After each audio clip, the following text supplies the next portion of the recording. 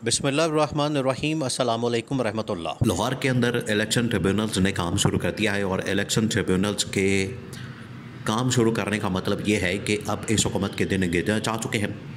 जहाँ पर वफाकी हुकूमत है शहबाज शरीफ की, वहीं पर जो पंजाब हुकूमत है मरीम नवाज़ की, इनका अब टाइम पूरा होने वाला है और इलेक्शन ट्रिब्यूनल्स के ऊपर जो समाअत है, कार्रवाई है, उसका आगाज़ होने जा रहा है। इलेक्शन ट्रिब्यूनल्स के ऊपर काम करने के लिए इमरान खान ने काफ़ी अरसा पहले, ये बहुत बड़ी डेवलपमेंट हुई है, लेकिन इसके दो तीन पहलू ज़रूर हैं कि अगर इलेक्शन ट्रिब्यूनल्स को इंडिपेंडेंटली काम करने दिया जाता है, आज़ादी के साथ काम करने दिया जाता है, या उसको कंट्रोल करके इसे काम लिया जाता है। ये दो तीन चीज़ें हैं, दो तीन पहलू हैं जो कि इसके साथ जुड़े हुए हैं। लेकिन बहरहाल इलेक्शन ट्रिब्यूनल्स ने काम शुरू कर दिया है और ये इमरान खान की उस दरख्वास्त के ऊपर, इमरान खान और पीटीआई के पिटिशंस के ऊपर यह काम शुरू किया गया है, जो इलेक्शन ट्रिब्यूनल्स का मामला है। और ये कब से पड़ा हुआ है? 8 फरवरी 2024 से ये मामला पड़ा हुआ है। 8 फरवरी 2024 से, और अभी तक इसके ऊपर काम नहीं हुआ। देखिए, 8 फरवरी 2024 को जो इंतखाबात हुए, 9 फरवरी को ही कच्चा चट्टा खुल गया था। 9 फरवरी को ही पता लग गया था कि नून लीग और पीपल्स पार्टी ने किस लेवल की धांधली की। इतने बड़े लेवल की धांधली हुई है इस बार, इतने बड़े लेवल की कि आप तमाम के तमाम जो बाकी पिछले इंतखाबात हैं उनको भूल जाएं। बिल्कुल आप ज़हन से निकाल दें कि उनमें क्या धांधली हुई। जिस लेवल की धांधली इस मरतबा की गई है 8 फरवरी 2024 को, और धांधली पहले से शुरू कर दी गई। ये धांधली में ही आता है जो प्री पोल रिगिंग होती है। एक होती है प्री पोल रिगिंग, एक होती है पोलिंग वाले दिन रिगिंग, एक होती है उसके बाद रिगिंग। इस मरतबा ये तीनों हरबे इस्तेमाल किया गया। प्री पोल भी, पोलिंग वाले दिन भी, और पोलिंग के बाद भी। प्री पोल कैसे की गई? प्री पोल ऐसे की गई कि इमरान खान की जो पार्टी है उसको पहले तोड़ा गया, इमरान खान को बल्ले के निशान से महरूम किया गया, इमरान खान के लोगों को कागजात नामजदगी जमा करवाने में मुश्किलात का सामना करना पड़ा। लोग मुश्किलात से दो चार थे, जमा नहीं करवा पा रहे थे। 8 महीने लगे हैं इन इंतखाबात के मतलब जो पिटिशंस आती हैं। अब एक प्री पोल रिगिंग होती है, एक होती है पोल वाले दिन, यानी जिस दिन इंतखाबात हो रहे हैं उस दिन एक रिगिंग होती है, और एक उसके बाद। प्री पोल में इन्होंने क्या किया कि इमरान खान की पार्टी को तोड़ना, इंतखाबात के अंदर बल्ले के निशान से महरूम करना, लेवल प्लेइंग फील्ड से महरूम करना। और उसमें कातिफ ईसा का वो बड़ा मशहूर ज़माना फ़ैसला है, बड़ा मशहूर फ़ैसला है। अब तो पूरी दुनिया को याद हो चुका है, बच्चे बच्चे को पता है कि कातिफ ईसा ने किस तरीके से इस हुकूमत की सहूलत करके तो इमरान खान को 8 फरवरी को इलेक्शन से आउट करने के लिए पहले बल्ले के निशान से महरूम किया, फिर उसके बाद क्या किया, लेवल प्लेइंग फील्ड से महरूम किया और खुला मैदान दे दिया ये शरीफ ख़ानदान और जरदारी ख़ानदान को। और सारा कौन कर रहा था? ये चीफ जस्टिस कातिफ ईसा। उसके साथ तो इलेक्शन कमीशन ऑफ पाकिस्तान वो भी मिला हुआ था, सिकंदर सुल्तान राजा।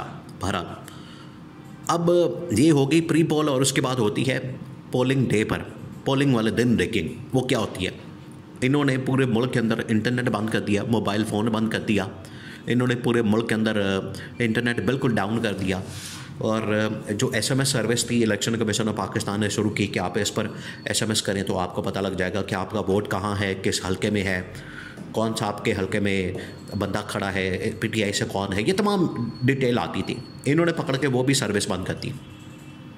ये पोलिंग डे के ऊपर सारा कुछ हो रहा है, और फिर वहाँ पर पोलिंग के बाद शुरू हो गई। पोलिंग ख़त्म होती है तो रात के फिर वहाँ पर लोग आना शुरू हो गए। सरकारी लोगों ने आके कब्ज़ा करना शुरू कर दिया, डब्बे उठाने शुरू कर दिए, गायब करना शुरू कर दिए, फॉर्म 45 के बजाय फॉर्म 47 बनाना शुरू कर दिए। ये सारा कुछ किया गया। तो ये जो इस लेवल की धांधली की गई है, ये तीनों लेवल के ऊपर की गई। प्री पोल भी, पोलिंग से पहले भी, पोलिंग वाले दिन भी, पोलिंग के बाद भी। और ये पाकिस्तान की तारीख के आप इंतखाबात उठा के देख लें।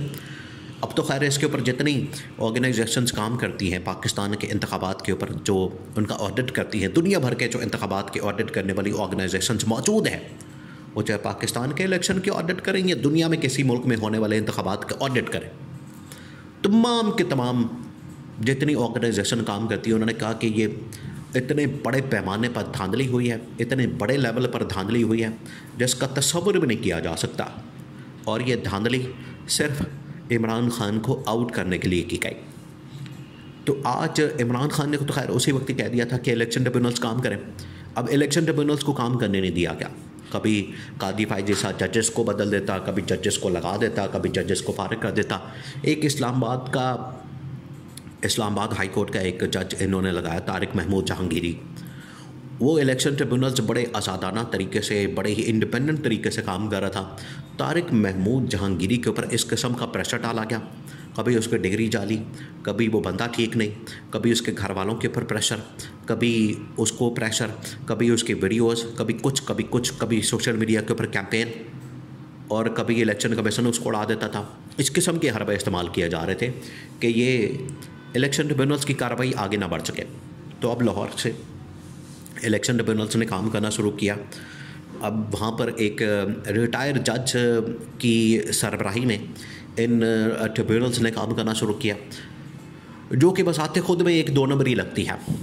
लगता नहीं है कि ये किसी तरीके से हुकूमत के ख़िलाफ़ फ़ैसला दे सकता है, हुकूमत के ख़िलाफ़ फ़ैसला दे सकता है, या आज़ादाना फ़ैसला कर सकता है, या इसके पास इंडिपेंडेंट वो पावर मौजूद है कि अपनी ताकत से, अपनी पावर से जो फ़ैसला है, जो इंतखाबात के अंदर होने वाली धांधली है, जो इसके अंदर रिगिंग की गई है, उसको एक्सपोज करें, उसको बेनकाब करें। लगता नहीं उसके अंदर इतनी ताकत मौजूद है, क्योंकि रिटायर्ड जज है, पहले से मैनेज है, पहले से उसको लालच दिया गया और किसी तरह से ये फ़ैसला लेना है। देखिए, ये तो जो जजेस को कंट्रोल करने का सिलसिला इन्होंने 26वीं आईनी तरमीम से डाल दिया कि 26वीं आईनी तरमीम के बाद हमने किस तरह से जजेस को कंट्रोल करना है, जजेस को मैनेज करना है, जजेस को अपने हाथ में करना है। ये इन्होंने पहले दिन से ही तरीका डाल दिया था कि 26वीं आईनी तरमीम के ज़रिए से, और इलेक्शन ट्रिब्यूनल्स को भी इसी तरह से कंट्रोल करने के लिए इन्होंने ये हरबा इस्तेमाल किया कि वहाँ पर भी रिटायर्ड जजेस की सरबराही में इलेक्शन ट्रिब्यूनल्स काम करेंगे और उनके सामने ये मुकदमात लगेंगे, उनके सामने ये केसेस लगेंगे, उनके सामने ये मामलात हम रखेंगे। तो अब इसके दो ही पहलू है, या तो ये कि अगर इंडिपेंडेंटली काम करता है, आज़ादी के साथ काम करता है, तो फिर तो कोई शक वाली बात नहीं कि ये कामयाब हो जाएगा और इसमें हुकूमत उड़ जाएगी, हुकूमत फारिग हो जाएगी, हुकूमत के ख़िलाफ़ फ़ैसला आ जाएगा अगर इंडिपेंडेंटली काम होता है। और क्योंकि ये फॉर्म 47 जो है वो तो बिल्कुल लोगों के सामने आ चुका है, सोशल मीडिया के ऊपर पड़ा हुआ है कि कैसे नंबर्स चेंज किए गए, 10 हैं तो 1 लगा के 110 बना दिया, इस तरह से 2 नंबरियाँ की गई हैं, या 10 हैं तो 0 1 और लगा के तो 100 बना दिया।